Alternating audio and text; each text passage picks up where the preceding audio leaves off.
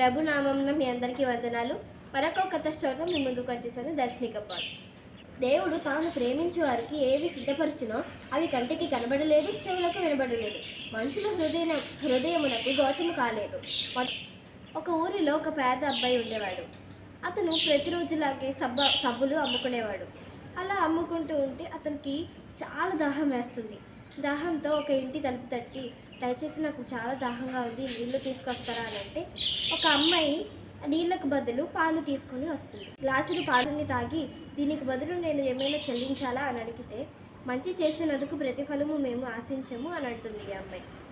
అనగానే అతను, నా తరపున మీకు హృదయపూర్వక కృతజ్ఞతలు చెల్లిస్తున్నాను అని అంటాడు. అతని పేరు హిర్వడ్ కిల్లీ. అతను ఇంత ముందు వరకు దేవుని నమ్మేవాడు కాదు, మనుషులపై నమ్మకం కూడా లేదు అతనికి. ఆ అమ్మాయిని అతనికి పాలు ఇచ్చిన తర్వాత అతనికి దేవుని మీద నమ్మకం, మనుషుల మీద నమ్మకం కూడా పెరుగుతుంది. అతను కొన్ని సంవత్సరాల తర్వాత డాక్టర్గా చదువుతాడు. అతను ఈ అమ్మాయి కొన్ని సంవత్సరాల తర్వాత జబ్బు చేస్తుంది. ఈ అమ్మాయిని ఆసుపత్రిలో జాయిన్ చేస్తే ఆ అమ్మాయికి ఇక్కడ అవ్వదండి, మీరు నగరంలో జాయిన్ చేసుకోండి అని అంటే నగరంలో జాయిన్ చేస్తారు. జాయిన్ చేయగానే ఆ అమ్మాయి పరిస్థితిని చూసి జాయిన్ చేస్తారు. ఆ డాక్టర్ ఎవరూ కాదు, మరి హిర్వడ్ కిల్లీ గారు. డాక్టర్ ఏమో తన ఊరు, తన పేరు తెలుసుకున్న వెంటనే ఆశ్చర్యపోయి తన దగ్గరికి వెళ్తారు. తన దగ్గరికి వెళ్ళిన వెంటనే తనని చూసి ఈ అమ్మాయి ఈవిడే కదా నాకు పాలు ఇచ్చారు అని అనుకుంటాడు. కానీ ఈ అమ్మాయి అతను డాక్టర్ దుస్తుల్లో ఉండడం వల్ల ఇతన్ని అంతగా గుర్తించదు. ఇతను మాత్రం వెంటనే గుర్తిస్తాడు. ఆమెకు మంచి చికిత్సను అందించి ఆమెకు కావాల్సిన అవసరాలన్నీ తీరుస్తాడు. తనకి బాగు అయిన తర్వాత ఆవిడ ఆసుపత్రి బిల్లు ఎంత ఎక్కువ వస్తుందని బాధపడుతూ ఉంటుంది.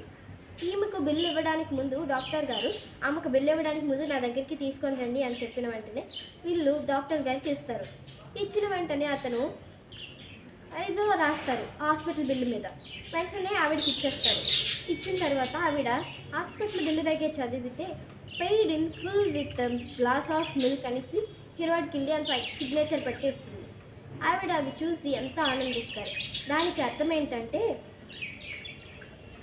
పూర్తిగా చెల్లింపబడిన గ్లాసుడు పాలుతో ఆమె ఇస్తుంది.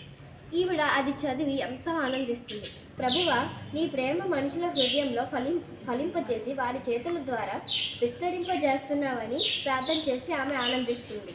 దీన్ని బట్టి బైబిల్లో లేఖన భాగం నుండి జ్ఞాపకం చేసుకుందాం. దేవుడు తాను ప్రేమించే వారికి ఏవి సిద్ధపరచునో అవి కంటికి కనబడలేదు, చెవులకు వినబడలేదు, మనుషుల హృదయమునకు గోచము కాలేదు. 1 కొరింథీ 2:9. Praise the Lord. God bless you.